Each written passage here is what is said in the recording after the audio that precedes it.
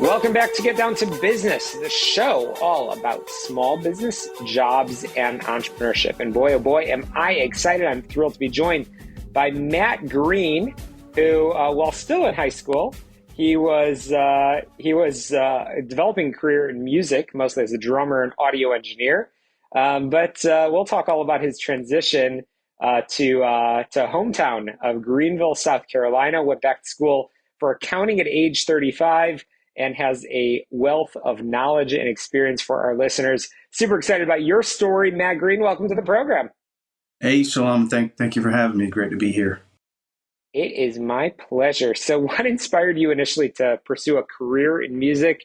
And I guess ultimately, how did your experience of, as I understand it, becoming a father influence your decision to pursue, call it a more structured career path? Yes, that's exactly right. I mean, just growing up, I was always big into music. Met a guy in high school.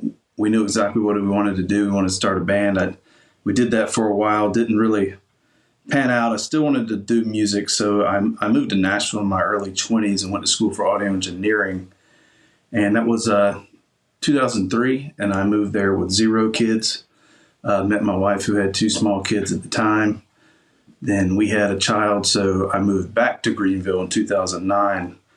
When I had moved there with 0 kids, moved back with 3, I figured I had to do something. So I did release an album, kind of my last hurrah in 2008. Sold about 15 copies worldwide. You can't really retire on that. So 2012, I went back to school. I got my bachelor's, MBA, and everything. Worked for a CPA firm for about 5 years and went out on my own in August 2020, and here I am.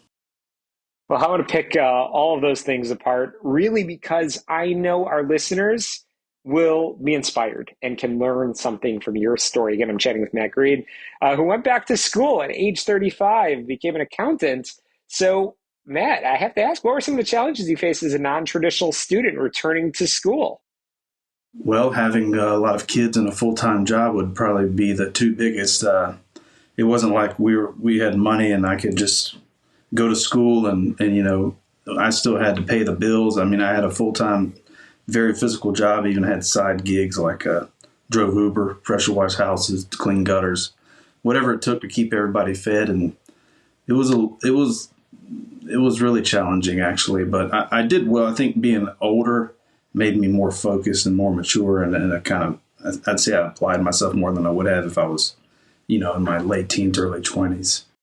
So what advice would you give to maybe an aspiring entrepreneur who might be going through something like that, about going back to school, identifying that career path, and ultimately starting their own small business? If I could give some advice, it would be kind of stay ahead and prioritize and plan ahead, and that maybe like when I had assignments due, you're not going to, just because it's due in 2 weeks, well, what's happening over the next 2 weeks doesn't really mean you got 2 weeks to do it. You may only have this 2 windows to do it, and it may help to just create kind of your Word doc, your assignment, get started, understand it, and block time off, and just, really just, I guess, envisioning the end goal is a big thing that kept me going. And you got your hands full. Obviously, as a small business owner with your kids, and I agree. There's so many things I can relate in your story. I joined the Army a little bit later, and definitely, again, that maturity. I think sometimes going to school or training, whatever the case may be, I think it definitely is an advantage over going when you're 19, 20. But how do you stay motivated and focused as a small business owner today, and sort of juggle that with your personal and family life? Well, actually, this is the first time I've really had a life since I went back to school 12 years ago. But I would say you do have to cut it off. Whether it's you tell your wife, okay, it's 6 o'clock every day, I'm done. Obviously, in my world, there's tax season, so tax season is tax season. But the rest of the time, I do try to. I would say training, having people to help you, whether it's outsourcing or having a mentor. I have a coach.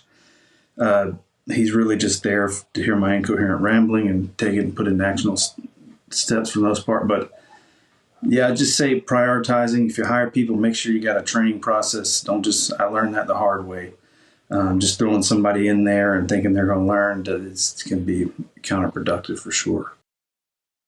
I'm chatting with Matt Green, who again went back to school for accounting at age 35, obtained a bachelor's in accounting and MBA with concentration in accounting, IRS enrolled agent certification, QuickBooks Pro Advisor certification, and has been in a larger CPA firm before going off and starting his own accounting firm in late 2020. That's a mouthful right there. And Matt, it's an impressive, inspiring story. And what I appreciate most about your story is that you're willing to share it and you're willing to inspire fellow entrepreneurs. And I know you've got a lot of lessons as it relates to, call it taxes. You're as a self-described taxpayer empathizer and the small business quarterback. And I want to make sure our listeners can get in touch with you. How can they do that? Anywhere at Ledger Medial, Instagram, Facebook, LinkedIn, info at ledgermedial.com is kind of our business email. I'm on LinkedIn. LedgerMedial.com is our website. I mean, you type in Ledger Medial, it's a pretty unique name, you're going to find us. I love it. Matt Green. And indeed, as we just said a moment ago, that is ledgermedial.com. We'll link in our show notes as well. Matt, don't be a stranger. Come back real soon. You, as you say, you give calm confidence in an ever-changing financial world. And indeed, that is exactly what it is. Ledger Medial, and that is our guest, Matt Green. A quick break here and get down to business. We'll be right back.